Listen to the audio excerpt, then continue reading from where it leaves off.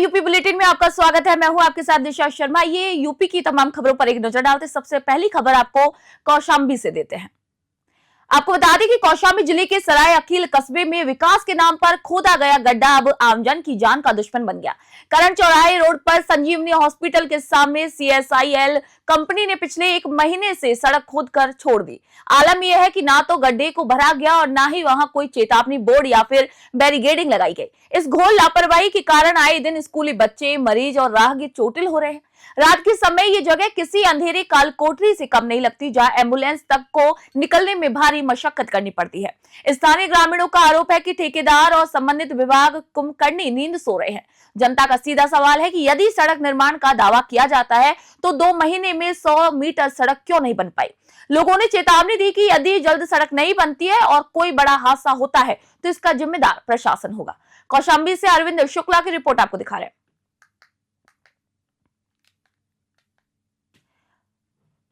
खबर अब मेरठ से आपको बता रहे हैं। चौधरी चरण सिंह विश्वविद्यालय के स्पोर्ट्स कॉम्प्लेक्स में चोरों ने बड़ी वारदात को अंजाम दिया। चोरों ने खेल परिसर का ताला तोड़कर तीरंदाजी के करीब 10 लाख रुपए की कीमती उपकरणों पर हाथ साफ कर दिया। घटना का खुलासा तब हुआ जब खिलाड़ी अभ्यास के लिए पहुंचे और ताला टूटा हुआ पाया। आपको बता दें कि संस्थान के स्पोर्ट्स कॉम्प्लेक्स में एक भी CCTV कैमरा यहां पर नहीं लगा, जिससे सुरक्षा व्यवस्था पर काफी गंभीर सवाल खड़े हो रहे हैं। चोरी की इस घटना से खिलाड़ियों में भारी रोष है, क्योंकि उनके प्रशिक्षण का कीमती सामान यहां पर गायब हो गया। खिलाड़ियों ने थाना मेडिकल में शिकायत दर्ज कराते हुए जल्द से जल्द सामान बरामद करने की यहां पर मांग की है। वहीं पुलिस मामले की जांच में जुटी है, लेकिन कैमरों के अभाव में चोरों का सुराग लगाना बड़ी चुनौती बना हुआ है। मेरठ से विपुल सिंघल की रिपोर्ट आपको दे रहे हैं। नाम बता दें। मोहम्मद रिजवान। रिजवान जी, आज मेडिकल थाने में आए हैं, क्या पूरा मामला है? आज CSS यूनिवर्सिटी के ग्राउंड में आर्चरी करता था और एक कमांड रूम था जिसमें चोरी हो गई थी। उसकी शिकायत एप्लीकेशन देना है। कितना रुपए की चोरी हुई है, कैसे होगी चोरी? 9-10 लाख रुपए चोरी है और वहाँ से कुंडे टूटा हुआ था जी, कुंडा कटा हुआ। और जब हम ग्राउंड में आए 10 बजे देखा तो गेट खुला था और उसमें इक्विपमेंट चोरी थे। कब रखा था आपने सामान में? कल शाम 6:30 बजे। क्या क्या सामान था 9-10 लाख रुपए में? एक कंपाउंड था, एक रिकाव और कंपाउंड की पूरी किट और 3 साइट, एक स्कोप, 2 दर्जन एरो और एक रिलीजर, एक वो बैग।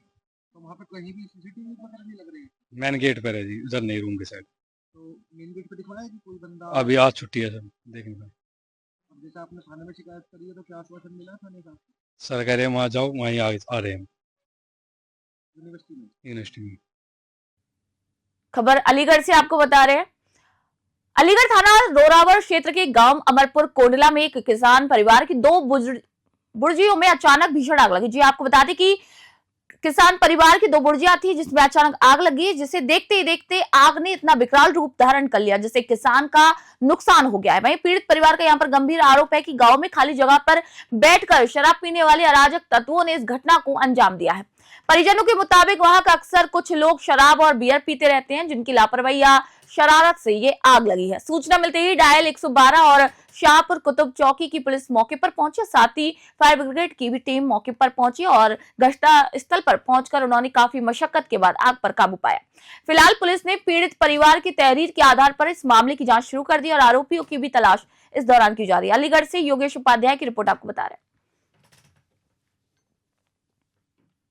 खबर मथुरा से। उत्तर प्रदेश की सीमा में प्रवेश करते ही भाजपा के नवनियुक्त प्रदेश अध्यक्ष और 7 बार के सांसद पंकज चौधरी का कोसीकला के कोटवन बॉर्डर पर जोरदार स्वागत किया गया। हरियाणा की ओर से यूपी में कदम रखते ही हजारों कार्यकर्ताओं ने जोश और उत्साह के साथ उनका अभिनंदन किया। इस दौरान उन्हें 21 किलो फूलों की माला, साफा, गदा और भगवान श्री कृष्ण की बांसुरी भी भेंट कर उन्हें सम्मानित किया गया। स्वागत समारोह में कैबिनेट मंत्री चौधरी लक्ष्मी नारायण, जिला अध्यक्ष निर्भय पांडे और कई विधायक यहां पर मौजूद रहे। प्रदेश अध्यक्ष पंकज चौधरी ने कार्यकर्ताओं का आभार व्यक्त करते हुए कहा कि वे संगठन की उम्मीदों पर खरा उतरेंगे और हर कार्यकर्ता के साथ कंधे से कंधा मिलाकर खड़े रहेंगे। कार्यक्रम में भाजपा के कई वरिष्ठ अधिकारी, पदाधिकारी और भारी संख्या में कार्यकर्ता यहां पर मौजूद रहे, जिससे कि पूरा बॉर्डर इलाका एक भगवा में नजर आया। मथुरा से वेद प्रकाश सारस्वत की रिपोर्ट आपको दे रहे हैं। खबर आपको महोबा से बता रहे हैं, जहां पर महोबा जनपद में अपराधियों पर पुलिस का कहर इतना जारी है, जहां लगातार दूसरे दिन हुई मुठभेड़ में पुलिस ने शातिर अपराधी वारिस उर्फ लुच्ची डॉन को गिरफ्तार कर लिया। शहर कोतवाली क्षेत्र के यशोदा नगर के पास घेराबंदी के दौरान बदमाश ने फायरिंग की, जिससे जवाब में पुलिस की गोली उसके बाएं पैर में लगी। वहीं महोबा और बांदा के विभिन्न थानों में इस अपराधी पर हत्या के प्रयास और लूट जैसे 12 से अधिक गंभीर मुकदमे भी दर्ज है। यहाँ पर हैरानी की बात यह है कि आमतौर पर एनकाउंटर के बाद अपराधी सहम जाते हैं, लेकिन लुच्ची डॉन का अस्पताल के बेड से सल्यूट मारते हुए फिल्मी स्टाइल का एक वीडियो सोशल मीडिया पर भी काफी तेजी से वायरल हो रहा है, जहां पुलिस के अनुसार वह किसी बड़ी वारदात को अंजाम देने की फिराक में था, जिसे समय रहते नाकाम कर दिया गया। वहीं फिलहाल डॉन का इलाज चल रहा है और पुलिस आगे की कानूनी कार्रवाई में भी जुटी हुई है। महोबा से खबर आपको दे रहे हैं। अवगत कराना है कि कल रात्रि दिनांक 26/27/2025 को कोतवाली महोबा नगर व एसओजी महोबा की पुलिस टीम द्वारा संयुक्त रूप से कार्रवाई करते हुए दिनांक 30/11/2025 को कोतवाली नगर क्षेत्र में मोहल्ला शक्ति नगर के अंतर्गत दिन दहाड़े हुई चोरी की घटना, जिसमें नकदी व सोने चांदी की जेवरात चोरी किए गए थे, जो कि सीसीटीवी फुटेज भी जिस घटना की पुलिस को प्राप्त हुई थी, जिसके आधार पर अभियुक्त गणों की शिनाख्त कर उनका पीछा, उनको पकड़ने का प्रयास लगातार पुलिस द्वारा किया जा रहा था। मैं वांछित अभियुक्त वारिस उर्फ लुच्ची, जो कि शातिर अपराधी है, जिस पर दर्जनों अभियोग गुंडा, गैंगस्टर, नकब जनी व चोरी के पूर्व से पंजीकृत है, जिसका एक गैंग भी जनपद में रजिस्टर्ड है, तथा इसकी गिरफ्तारी पर श्रीमान पुलिस अधीक्षक महोबा द्वारा 25,000 रुपये का पुरस्कार भी घोषित किया हुआ था, जिसको कल रात्रि में एसओजी व कोतवाली पुलिस द्वारा संयुक्त रूप से कार्रवाई। खबर अब आपको कौशाम्बी से बताते हैं, जहां पर कौशाम्बी में चायल विधानसभा के पूर्व विधायक संजय कुमार गुप्ता ने शनिवार को कड़ाके की ठंड के बीच सामाजिक सरोकार का परिचय दिया। मूरतगंज के वजह स्थित देव फीलिंग स्टेशन पर आयोजित एक भव्य कार्यक्रम में उन्होंने सैकड़ों गरीब, असहाय और जरूरतमंद लोगों को यहां पर कंबल वितरित किए। ठंड से राहत पाने के लिए कंबल पाकर जरूरतमंदों के चेहरे खिल उठे। इसी दौरान पूर्व विधायक ने अपने समर्थकों और स्नेही जनों को अंगवस्त्र पहनाकर उनका सम्मान किया। मीडिया से बातचीत करते हुए संजय गुप्ता ने कहा कि ठंड के इस मौसम में बेसहाराओं की सेवा करना ही सबसे बड़ा मानव धर्म है। उन्होंने समर्थ वर्ग से अपील की कि वे अपने आसपास के गरीबों की मदद के लिए आगे आए। वही कार्यक्रम में भारी संख्या में क्षेत्रीय लोग और सामाजिक कार्यकर्ता भी मौजूद रहे, जिन्होंने पूर्व विधायक के इस मानवीय प्रयास की सराहना की। कौशाम्बी से अरविंद शुक्ला की रिपोर्ट आपको बता रहे हैं। देखिए, मेरी विधानसभा मेरा परिवार, ये 2017 में भी मैं जब विधायक बना था तब भी मैंने कहा, सदा उसको चरितार्थ किया और 4 वर्षों से पूर्व विधायक निवर्तमान विधायक रहते हुए मैंने अपनी विधानसभा के हर व्यक्ति को अपने परिवार सदस्य माना। संजय गुप्ता की कथनी और करनी में कभी कोई अंतर नहीं होता। जाति पाति धर्म संप्रदाय से ऊपर उठकर पूरी विधानसभा मेरा परिवार है।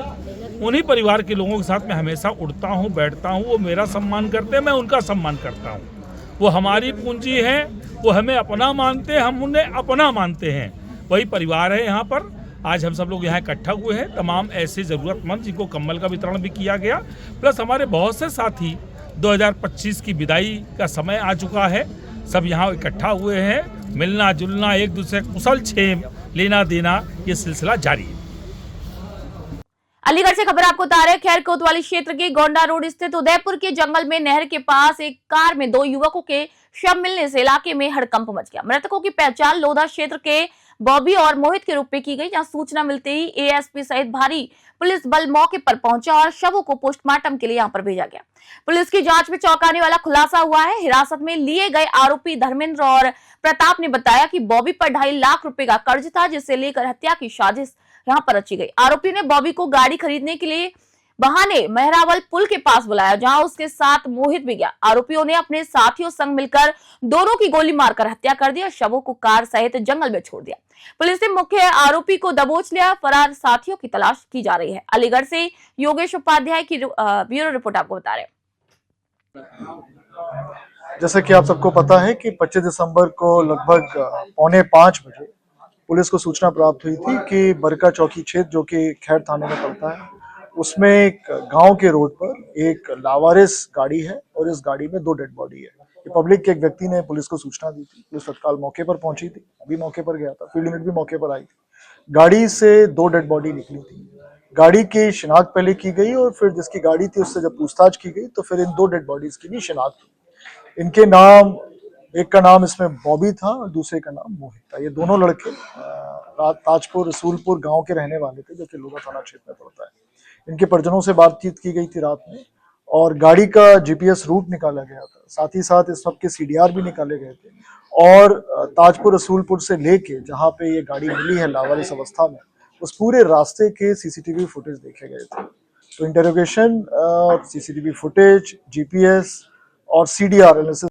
खबर अब आपको बहराइच से बता रहे हैं। उत्तर प्रदेश सरकार की हर घर जल योजना बहराइच के फकरपुर क्षेत्र में दम तोड़ती हुई नजर आ रही है। ग्राम पंचायत राजापुर खुर्द में शुद्ध पेयजल पहुंचाने के लिए बनाई जा रही पानी की टंकी पिछले 4 सालों से अधूरी पड़ी है।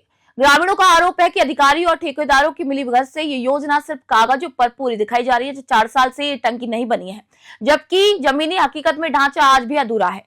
ग्रामीण लल्लन पांडे, शंकर शरण और रवि दुबे समेत दर्जनों लोगों का यहाँ पर कहना है कि निर्माण कार्य शुरू हुए वर्षों बीत गए, लेकिन अब तक एक एक बूंद पानी के लिए ग्रामीण तरस रहे हैं। ग्रामीणों ने आरोप लगाया कि इस परियोजना में भारी भ्रष्टाचार हुआ है और अगर निष्पक्ष जांच कराई जाए तो बड़ी धांधली भी उजागर हो सकती है।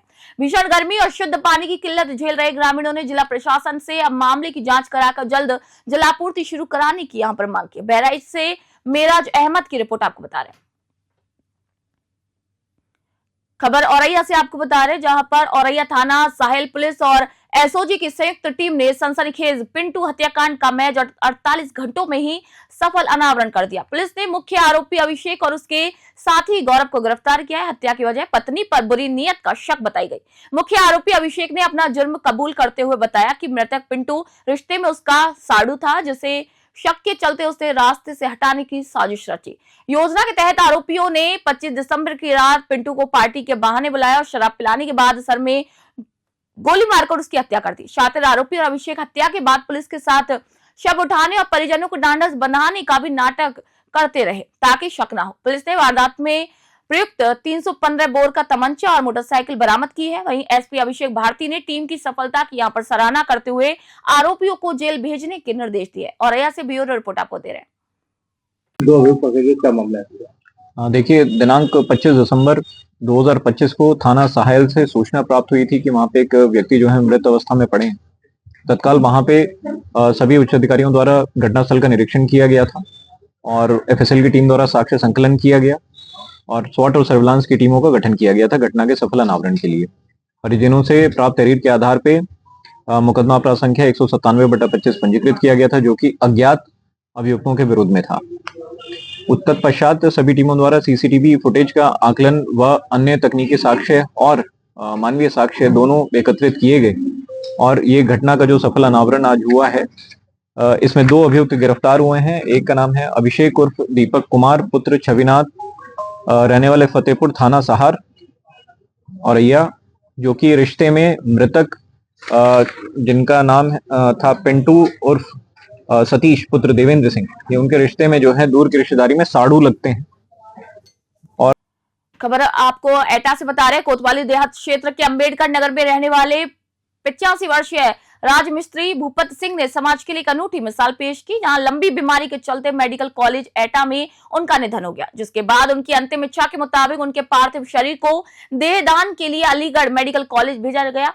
मृतक के पुत्र कृपाल सिंह ने यहाँ कहा कि उनके पिता ने वर्ष 2017 में ही स्वेच्छा से मरणोपरांत, आपको बता दें 2017 में ही स्वेच्छा से मरने के बाद देहदान करने का संकल्प पत्र भरा था। वहीं भूपत सिंह का यही मानना था कि उनके शरीर के अंग चिकित्सा विज्ञान और शोध के काम आ सके, इसीलिए उन्होंने ये संकल्प पत्र भरा था।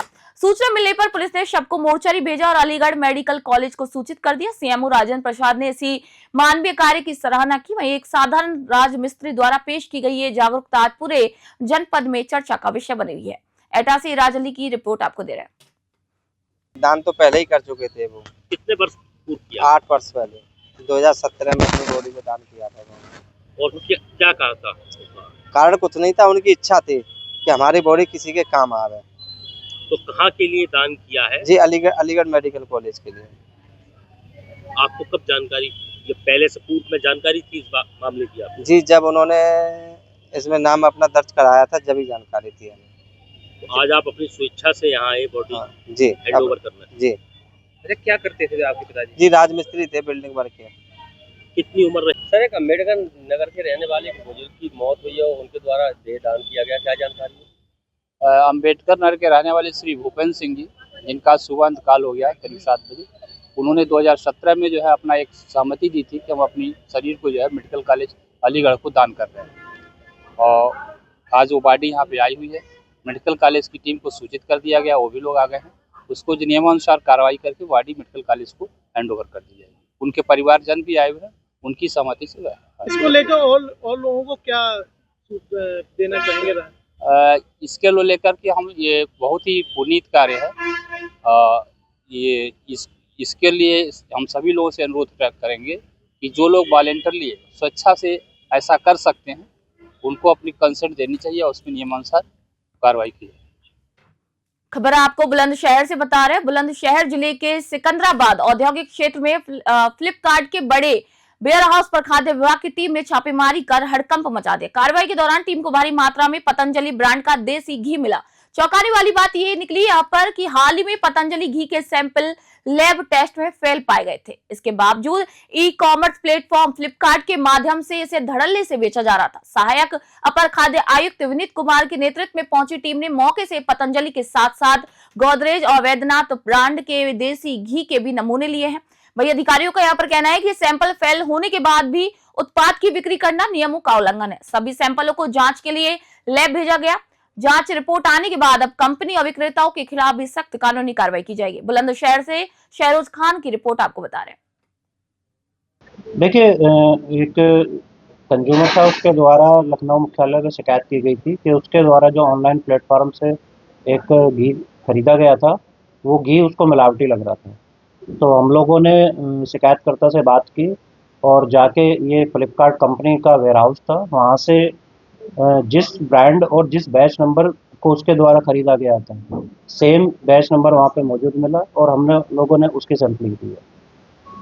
तो किस चीज़ का सैंपलिंग हुई है? देखिए, ये पतंजलि ब्रांड का देसी घी था। साथ में हम लोगों ने वहाँ गोदरेज ब्रांड के नाम से था और वैद्यनाथ के नाम से भी देसी घी था। तो इन सारे देसी घी की हम लोगों ने सैंपलिंग कराई है। तो कितनी मात्रा में वहाँ माल बरामद हुआ है? क्या एक्सपायर डेट भी नजदीक की जो सामान बेचा है? हाँ, देखिए, जो ऑनलाइन प्लेटफॉर्म कंपनी है इसका ये पूरा हब था यहाँ पे, और जो जितने भी आइटम इसके द्वारा प्लेटफॉर्म से बेचे जाते हैं काफ़ी चीज़ें वहाँ स्टॉक में थी। और कुछ प्रोडक्ट की जानकारी ये थी कि बहुत ही नियर बाई एक्सपायरी उनके आ रही थी। तो हम लोगों ने कंपनी को भी एक लिखित में भेज रहे हैं कि जो नियर बाई एक्सपायरी ज़्यादा आ रहा है उसको ऐसे प्लेटफॉर्म से बुलंदशहर से एक और खबर आपको बताते चले। बुलंदशहर जिले में कड़ाके की ठंड और भीषण शीतलहर के बीच एएसपी सिटी आईपीएस रितजुल ने मानवता की एक मिसाल पेश की। शनिवार देर रात एएसपी सिटी ने नगर कोतवाली क्षेत्र के काला आम चौराहे, रेलवे स्टेशन और सड़क किनारे बनी झुग्गी झोपड़ियों का रिजुल ने दौरा किया और इसी दौरान उन्होंने ठंड से ठिठुर रहे गरीब लोगों, कूड़ा बीनने वाले बच्चे और देर रात तक मेहनत करने वाले ई रिक्शा चालकों को कंबल वितरित किए। अचानक पुलिस अधिकारी को अपने बीच कंबल लेकर आया देख जरूरतमंदों के चेहरे पर खुशी आ गई। जहां पर आईपीएस रिजुल ने लोगों से इस भीषण सर्दी से बचाव और करने की भी अपील की और कहा कि पुलिस का काम केवल सुरक्षा देना नहीं बल्कि मानवता की सेवा करना भी है। वहीं पुलिस की संवेदनशील पहल की शहर भर में काफी जमकर सराहना भी हो रही है और इस दौरान पुलिस टीम ने असहाय लोगों को रैन बसेरों की यहाँ पर जानकारी दी। बुलंदशहर से शहरोज खान की रिपोर्ट आपको दे रहे हैं।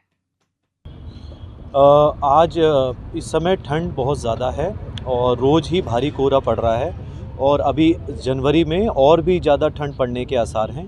तो इसी को देखते हुए कोतवाली नगर थाना क्षेत्र में उन लोगों को तलाशा गया जिनके पास ठंड से बचने की व्यवस्था नहीं है। ऐसे में कुछ बच्चे जो आग ताप रहे थे, ई रिक्शा वालों को हमने रोककर उन लोगों को भी कंबल वितरण किया और ये बुलंदशहर पुलिस की तरफ से आज ये कंबल वितरण हुआ है। और ऐसे ही जो अभियान हैं ये अलग अलग एरियाज़ में जैसे खुर्जा, डिबई यहाँ भी किए जा रहे हैं। लोगों से मैं यही अपील करना चाहता हूँ सबसे पहले कि अपने आप को, अपने बच्चों को, अपने जितने भी अपने आसपास वाले लोग हैं उनको ठंड से बचाएं। और अगर आपको ऐसा कोई भी व्यक्ति अपने घर के पास, अपने ऑफिस के पास या रास्ते में आते जाते कोई भी ऐसा व्यक्ति दिखे जिसके पास ठंड से बचने के साधन नहीं हैं तो प्लीज़ उसकी हेल्प कीजिए। बुलंदशहर जनपद के सिकंदराबाद क्षेत्र में नेशनल हाईवे 34 पर उस वक्त बड़ा हादसा टल गया जब दिल्ली से बुलंदशहर आ रही एक रोडवेज बस अचानक आग का गोला बन गई। शिवा ढाबे के पास बस के इंजन से धुआं निकलता देख यात्रियों में चीख पुकार मच गई। देखते ही देखते आग ने पूरी तरीके से बस को अपनी चपेट में ले लिया। गनीमत रही कि चालक और परिचालक की सूझबूझ से बस में सवार सभी 35 यात्रियों को समय रहते नीचे उतार लिया गया। यात्रियों ने बस से कूदकर अपनी जानें बचाई। हालांकि उनका कुछ सामान जलकर राख हो गया। वहीं सूचना मिलते ही स्थानीय पुलिस और फायर ब्रिगेड की टीम मौके पर पहुंची और कड़ी मशक्कत के बाद आखिरकार आग पर काबू पाया गया। वहीं आग लगने के सटीक कारणों का फिलहाल पता नहीं चल सका है, लेकिन शुरुआती अंदेशा शॉर्ट सर्किट का बताया जा रहा है और हादसे के चलते हाईवे पर कुछ देर के लिए यातायात भी बाधित रहा। वहीं बुलंदशहर से शहरोज खान की रिपोर्ट आपको दे रहे हैं। आपको बता दें कि हरदोई जनपद में अवैध मादक पदार्थों की तस्करी के खिलाफ चलाए जा रहे विशेष अभियान के तहत कोतवाली देहात पुलिस ने एक बड़ी सफलता हासिल की। पुलिस टीम ने मुखबिर की सटीक सूचना पर ओमनगर निवासी शातिर अपराधी मोनू पुत्र राकेश को गिरफ्तार किया। तलाशी के दौरान अभियुक्त के कब्जे से 1 किलो 458 ग्राम अवैध गांजा बरामद किया गया। पुलिस के मुताबिक गिरफ्तार अभियुक्त मोनू का पुराना आपराधिक इतिहास रहा है। वर्ष 2018 से लेकर 2025 तक उसके खिलाफ मारपीट, धमकी और आबकारी अधिनियम सहित विभिन्न थानों में करीब 11 मुकदमे दर्ज है। पुलिस ने आरोपी के खिलाफ एनडीपीएस एक्ट के तहत मामला दर्ज कर उसे न्यायिक अभिरक्षा में जेल भेज दिया है। वहीं एसपी के निर्देशन में पुलिस अवैध नशे के कारोबारियों और अपराधियों के खिलाफ लगातार सख्त कार्रवाई कर रही है ताकि जिले में कानून व्यवस्था कायम रहे। हरदोई से अनिकेत कुमार की रिपोर्ट आपको बता रहे हैं। खबर आपको मथुरा से बताते हैं। उत्तर प्रदेश भाजपा के नवनियुक्त प्रदेश अध्यक्ष और सांसद पंकज चौधरी शनिवार को धर्मनगरी वृंदावन पहुंचे। यहां पर उन्होंने विश्व प्रसिद्ध ठाकुर बांके बिहारी मंदिर में माथा टेका और प्रदेश की सुख समृद्धि की कामना की। मंदिर पहुंचने पर सेवायत गोस्वामियों ने उन्हें विधि विधान से पूजा अर्चना करवाई और ठाकुर जी का प्रसादी अंगवस्त्र माला और प्रसाद भेंट कर उनका अभिनंदन किया। प्रदेश अध्यक्ष के आगमन को देखते हुए मंदिर परिसर और आसपास के क्षेत्र में सुरक्षा के पुख्ता इंतजाम किए गए। इसी दौरान भारी संख्या में स्थानीय भाजपा कार्यकर्ता और पदाधिकारी भी मौजूद रहे, जिन्होंने अपने नए मुखिया का गर्मजोशी से स्वागत किया। पंकज चौधरी ने ये कहा कि ठाकुर जी के दर्शन कर उन्हें एक नई ऊर्जा मिली और वे संगठन की नई जिम्मेदारी को पूरी निष्ठा से भी निभाएंगे। मथुरा से अरुण कुमार की रिपोर्ट आपको दिखा रहे हैं।